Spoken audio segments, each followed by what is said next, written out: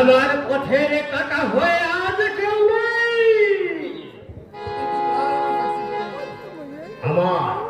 আমার প্রতিটি plan successful হয়েছে, তাই আজ আমি সমস্ত সম্পত্তির মালিক হয়েছি। একে একে একে আমি সবাইকে দূরে সরিয়ে দিয়েছি। বাকি আছে শুধু ওই বন্যা। আর সে জানে না এই চোরাবালির উপর প্রসাদ করতে গেলে কি স্বপ্ন দেখছে সে। তখন যখন জানবে তখন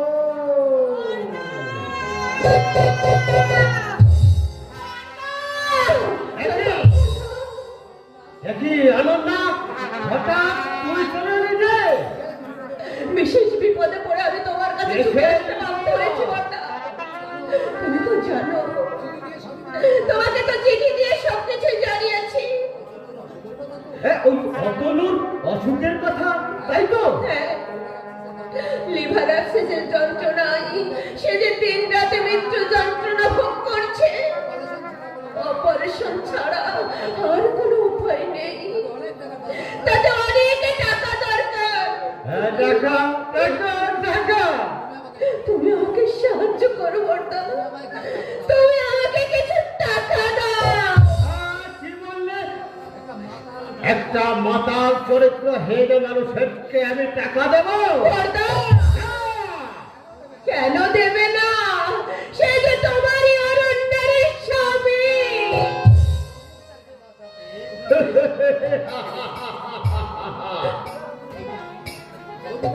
তবু তাকে বাঁচাতে 1 পয়সাও আমি তোমাকে দেব না। দেবে না? কত দূর থেকে বুক ভরা আশা নিয়ে আমি তোমার কাছে ছুটে এসেছি, আর তুমি ওকে নিরাশ করে ফিরিয়ে দেবে বর্দা। ফিরিয়ে দিতাম না বোন। হ্যাঁ, যদি বুঝতাম তোমাকে বাঁচানো যাবে বর্দা! না। হ্যাঁ, আমি জানি কিছুতেই সে বাঁচতে পারে না। ও কথা তুমি বলো না বর্দা, ও কথা আমি শুনতে পারবো না। তুই জানো না অনন্যা, তুই চলে যা। আমি তোমার পায়ে চলে যা। বর্দা, আমাকে তুমি ফিরিয়ে দিও না। বর্দা, বাবা আমাকে সব সম্পত্তি থেকে বঞ্চিত করে গেছে। তার জন্য আমার কোনো দুঃখ নেই, কোনো অভিমান নেই, অভিযোগ আমার নেই। শুধু তুমি আমাকে দয়া করো বর্দা, আমাকে দয়া করো। তুমি আমার সবে প্রাণ ভিক্ষা দাও। ভিক্ষার পয়সায় সব বলি কেনা যায়, কিন্তু ওই অসুস্থ ব্যক্তিকে ভালো করা যায় না রে। বর্দা! তবে হ্যাঁ, তোর খাওয়া পড়ার যদি কোনো অভাব হয় তাহলে তুই এখানে চলে আসিস, আমি তোর সব ফান্ড দেব। থাক বর্দা, থাক। তোমাকে আর অত দয়া দেখাতে হবে না। আমি আমার অসুস্থ স্বামীর কাছে ফিরে যাচ্ছি। তাকে ওই মরণের মুখ থেকে ফিরিয়ে আনতে যদি দরকার হয় আমি পথে বিক্রি করবো।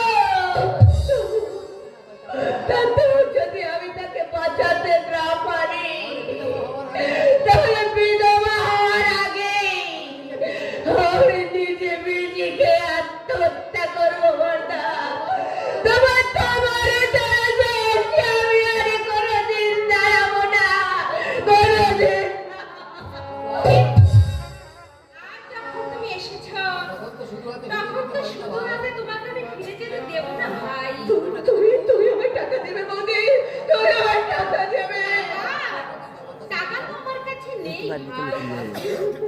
তার চেয়ে এই লবণের বাক্সটা তুমি নিয়ে যাও। এগুলো বিক্রি করে ভয় নেই, ভয় নেই, এগুলো তোমার দেওয়া গয়না না। এগুলো এগুলো আমার বাপের বাড়ির গয়না। তাই বুঝি? এরপর তোমার থেকে আমার অধিকার অনেক বেশি।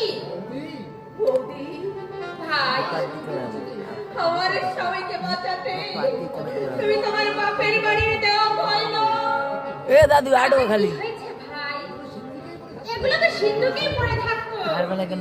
তবু যদি এর বিনিময়ে তোমার স্বামীকে তুমি বাঁচিয়ে তুলতে পারো, তাহলে তাহলে এই গয়নাগুলো ধন্য হবে আর আমিও ধন্য হব।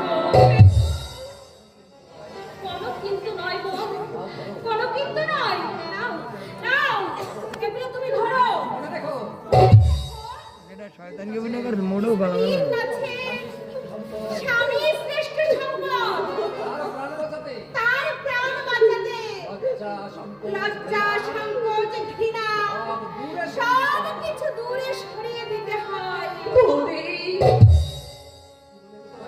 কি বলে যে আমি তোমায় কৃতজ্ঞতা জানাবো আমি ভেবেই পাচ্ছি না। তোমার ভালোবাসার ঋণ আমি কোনোদিন শোধ করতে পারবো না বৌদি। ভগবানকে বলে যাচ্ছে,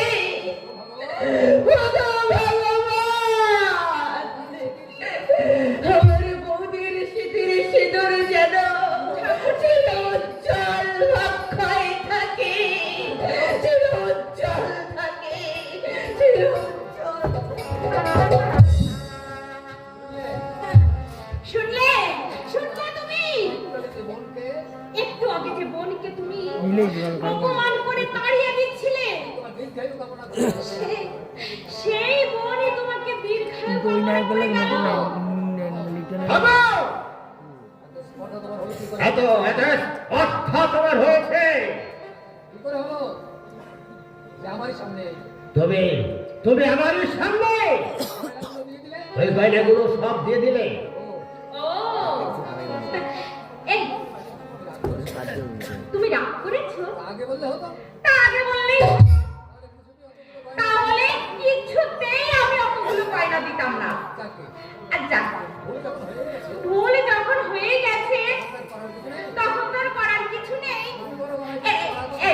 তুমি না, তুমি বরং আমাকে কিছু পড়া পড়া কথা শুনিয়ে দাও। আমি তোমাকে কিচ্ছু বলবো না। কি হলো কি হলো, কিছু পড়া পড়া কথা শুনিয়ে দাও না। তুমি কি আমার সাথে রহস্য করছো বুঝিনা? ধরে ফেলেছো? আরে আমি তো মনে করেছিলাম তুমি রহস্য একেবারে ভুলেই গেছো, বোঝোই না। কিন্তু এখন তো দেখছি এ তো আমার ভুল ধারণা। আমি একটু স্বাধীনভাবে খরচ করে দেখলাম যে তুমি কি বলো। তবে এ কথাও ঠিক, এখনো পর্যন্ত আমি বন্যার মতো উচ্ছৃঙ্খল হতে পারিনি। আর তোমার মতন এ বলতে চাও তুমি বুঝিনা? বলতে চাই, তুমি যদি বন্যাকে উচ্ছৃঙ্খল হতে বাধ্য না করতে, তুমি প্রতি মাসে কত টাকা দিচ্ছ, তাহলে তুমি যদি বন্যাকে এত টাকা খরচ করতে দিতে পারো, তাহলে আমিও অনন্যার স্বামীকে বাঁচাতে গয়নাগুলো দিয়ে কোনো ভুল কাজ করিনি, কোনো অন্যায় করিনি। অন্যায় তুমি করনি? না, করিনি। এবার দিয়েছি আমার বাপের বাড়ির গয়না, আবার এনে দেবো। না ধরাই দিলেও পারবে। সে সুযোগ আমি তোমাকে দেব না প্রতিভা। তাড়িয়ে দেবে, কিন্তু বিশেষ সুবিধা করতে পারবে না গো। হাজার অপমান করলেও না। আমি কিন্তু এ বাড়ি থেকে যাচ্ছি না। যাও কিনা আমি দেখে নেব। তোমার জন্য এখন ওটা ভুলে দিয়ে ফেলবে। আমার জীবনটা বিষময় হয়ে গেছে। তাই আর তুমি বুঝি আমার জীবনটা একদম মধুময় করে তুলেছো। অন্যায় করে আমার মুখে মুখে তর্ক করছো। আমি কোনো অন্যায় কাজ করিনি। পারোনি? না, অন্যায় করেছো তুমি। আমি? হ্যাঁ তুমি। শুধু অন্যায় নয়, মহাপাপ করেছো। ছলনায় ভাই বোনদের ঠকিয়ে তুমি সমস্ত সম্পত্তি নিজে আত্মসাৎ করেছো। চাচা! আর একটা কথা বললে আমি তোমাকে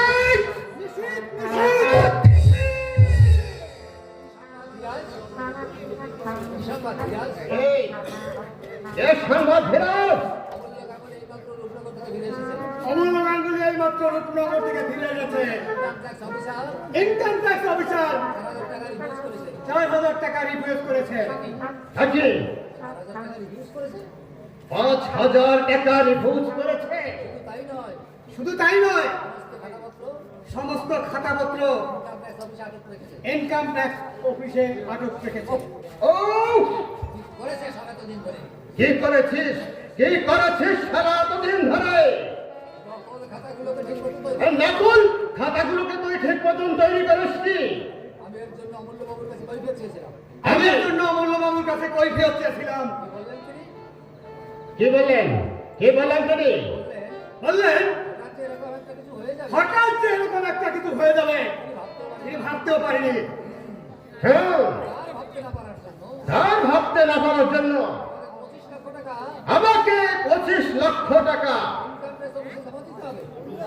তাকে ইনকাম ট্যাক্স অফিসে দিতে যাবে, তাই না? তাইলে কারখানা বন্ধ হয়ে যাবে। ও যতই ভাবছি ততই যাবে না। একবার শেষ চেষ্টা করে দেখো। তারপর কোথায় যাচ্ছ? এই ব্যাংকে টাকা তুলতে ঘুষ দেবে না। মধ্যটা ছাড়া কোয়া নিষেধ নাকি? যদি ঘুষ দেয় কিনা সেটা আমি দেখে নেব। 4,000 টাকা ঘুষ করেছে। 10,000 দেবো। তাতেও যদি না হয় তাকে 20,000 দেবো, 30,000 দেবো। আমার একটা কথা আছে নিশে। এই কথা বলো। ওনার সঙ্গে আমার বন্যা? ও হ্যাঁ, শোনো ধীরাজ, বন্যার সঙ্গে তোমার বিয়ে হবে না। হ্যাঁ, ঠিকই বলছি। এতদিন ধরে যে তুমি আমাকে বলে এসেছো বন্যা আমাকে বিয়ে করতে রাজি, তুমি নাকি তাকে রাজি করিয়েছো। সে সপ্তাহ হবেই। ভুল সব মিথ্যা কথা। আমি বন্যাকে কোনোদিন বিয়ের প্রপোজাল দেইনি। শুধু তোমাকে দিয়ে আমার সব কাজ করে নেওয়ার জন্য তোমার সাথে ওই বন্যার অবাধ মেলামেশার সুযোগ করে দিয়েছে। এতদিন তাহলে আমি মরিচিকার পিছনে ছুটে বেরিয়েছি। তাই ছুটেছ। মরিচিকের অর্থ জান? তোমার মতো বুদ্ধিমান লোক এই কথাটা যে বুঝতে পারেনি কেন, সেইটা ভেবেই তো আমি আশ্চর্য হয়ে গেছি। এই তো হবে তোমার শেষ। এটাই শেষ কথা। মরিচিক সম্পর্ক শেষ।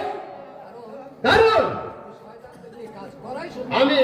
আমি শয়তানরা দিয়ে কাজ করাই সত্য, কিন্তু তাদের সঙ্গে কোনো সম্পর্ক রাখি না।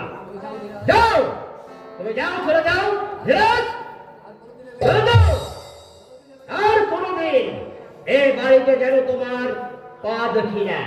যদি দেখি তাহলে চাবুক মেরে তোমার পিঠের চামড়া করে দেব।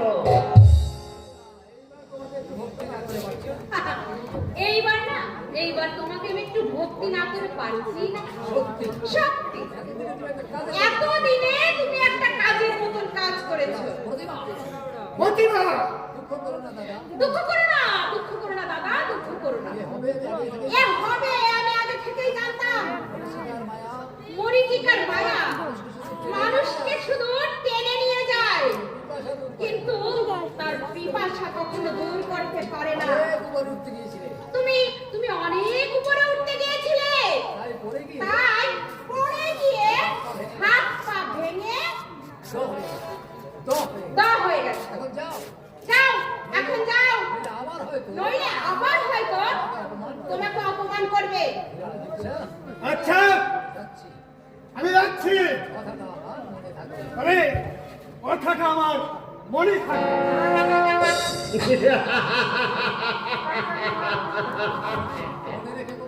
মনে রেখে কোনো লাভ নেই ধীরাজ, কোনো লাভ নেই।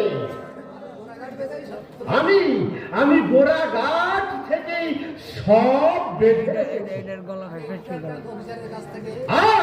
ওই ইনকাম ট্যাক্স অফিসারের কাছ থেকে ফিরে আসি, তারপর শত্রুর শেষ কি করে করতে হয় তা। হ্যাঁ, এ কথা কি সত্যি? এই কথা আমাদেরকে সম্পত্তি থেকে বঞ্চিত করেছে। হঠাৎ একথা কেন? কথাটা সত্যি কি মিথ্যা সেটাই আমি জানতে চাই।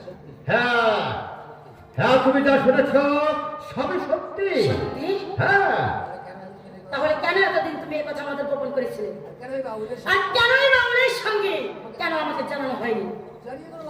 আরে জানিয়ে তো কোনো লাভ হতো না, তাই তো জানিনি। কারণ বাবা তোমাকে তো একটা কানা করিয়ে দেবেন না। কেন আমার অপরাধ? অপরাধ তোমার উচ্ছৃঙ্খলা ফেলেছে তোমার সবচেয়ে বেশি বড় অপরাধ। হ্যাঁ, উচ্ছৃঙ্খলতা। তোমার এই স্বাধীনভাবে চলাফেরা, ধীরাজের সঙ্গে নির্লজ্জের মতন তোমার অবাধে চলাফেরা, এমনকি রাত্রে যে ড্রিঙ্ক করে ঘরে ফিরে সবই বাবা দেখছিলেন। আর সেদিন থেকেই বাবা বুঝেছিলেন সম্পত্তি দিলে তুমি সব ওই ধীরাজের পিছনে উড়িয়ে দিবে, তাই তোমাকে দেখ একখান কিছুই দিয়ে জানলে। আমি অবশ্য বুঝতে পেরেছি এই সবই তোমার চক্রান্ত। আমার চক্রান্ত। তুমি আমাকে কাজে তুলে দিয়ে মই কিনে নিয়েছো। তুমি চক্রান্ত করে সম্পত্তি থেকে আমাদের দুজনকে তুমি বঞ্চিত করেছো। তুমি চক্রান্ত।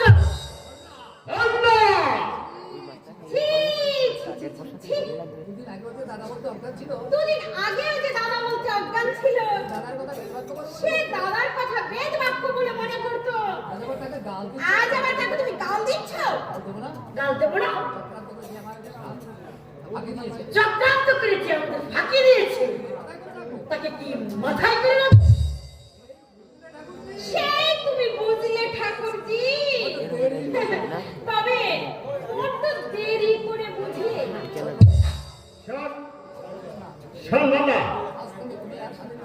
আজ থেকে তুমি আর স্বাধীনভাবে চলাফেরা করতে পারবে না। উচ্ছন্নতায় কোনো টাকা খরচ করার অধিকার তোমার নেই। দাদা, হ্যাঁ, আজ থেকে বিধবা বোন যেমন দুটো ভাগের জন্য ভাইয়ের কাছে আশ্রয় দেয়, ঠিক তেমনি তুই আমার কাছে আসবি, আশ্রয় নিবি। কথাটা মনে থাকে যেন। দাদা, হ্যাঁ, কথাটা মনে থাকে যেন।